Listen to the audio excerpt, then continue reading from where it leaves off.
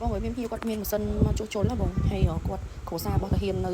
ព្រំដែនណាបងចាំបាច់ចាប់ជួសជុលហើយប្រាប់កន្លែងគាត់សំរុំចឹងណាបងជួយសម្រួលឲ្យគាត់តែខ្ញុំក៏ឈរជើងនៅសាតមុនបងមានអីនៅតាមម៉ោង10មកជាប់ដៃគ្នារហូតប្រហែលមុខសញ្ញា3 4 5មុខសញ្ញាចាប់ពីបឹងតកូនរហូតដល់សាព្រះវិហារកុំជាប់ដៃបាញ់តាមម៉ោង5កន្លះនៅព្រះវិហារពីមិញខ្ញុំចេះចេញមកផុតកុំអីទៅហ៊ានបិទផ្លូវចេញមករួចមិញនឹងទៀតម៉ោង11មិញនឹងឯងថៃធ្លាក់មកផ្លូវស្ពៅលូនខ្ញុំចេញបាត់បងចេះចេញមកផុតកុំអីចេញរួចទៅហ៊ានបិទផ្លូវអស់ប្តីឡើងប្រយុទ្ធហើយប្រពន្ធ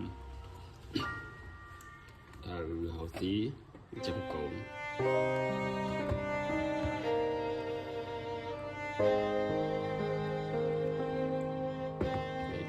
គាត់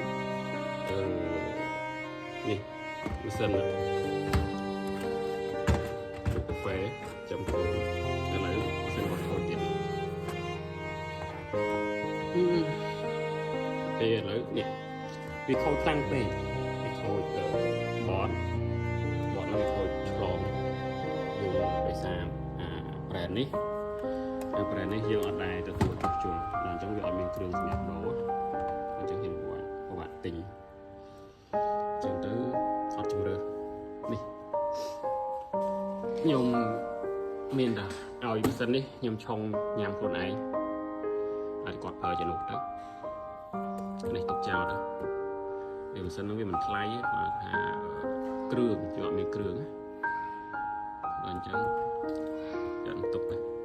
អានេះយើងឆុងញ៉ាំខ្លួនឯងចាំក្រោយចាំរកម៉ាស៊ីនជំនួសទៅអានេះវាមិនថ្មីទេព្រោះយើងឆុងញ៉ាំខ្លួនឯងអញ្ចឹងយកនេះគាត់អត់ចាំបាច់គិតលុយពីគាត់ទេបាទឥឡូវហ្នឹងយើងជួយឲ្យបានយើងជួយហ្នឹងជួយបានប៉ុណ្ណេះព្រោះតែគាត់គង់នៅប្រយុទ្ធហើយគាត់គាត់នៅកូនគាត់ត្រូវការមានចំណូលសម្រាប់កូនសម្រាប់ជាយើងជួយបានប៉ុណ្ណឹងបងអរគុណបងជូនបងនិងគួរសារបងសុខសប្បាយ